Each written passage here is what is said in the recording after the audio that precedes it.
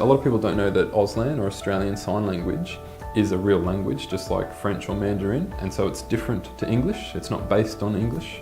And so the facial expressions used, the speed, and the way you produce signs are all similar to intonation in spoken languages, and how to intensify the language you use or soften the language you use. So a lot of people think it's making faces, but it's actually got a syntactic or a grammatical meaning behind it. The Deaf Services Queensland offers a load of services to the deaf community, things like lifestyle support, employment, and interpreting services. Learning the language and then becoming an interpreter are two different things. So you obviously need the language first. So I was fortunate enough to have deaf parents, so I was brought up with the language, but then I went and I studied and became accredited to become a professional level interpreter.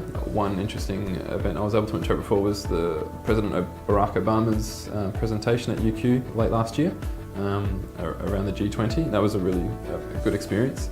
And what I mostly do is working in mental health, so interpreting for people who are deaf and also have a mental illness. Auslan is an Australian language, but it doesn't get the traction that it deserves, and particularly in life-threatening situations, they get information secondhand or misunderstood at times, but to have an interpreter right there with the Premier in real time, it means so much to them.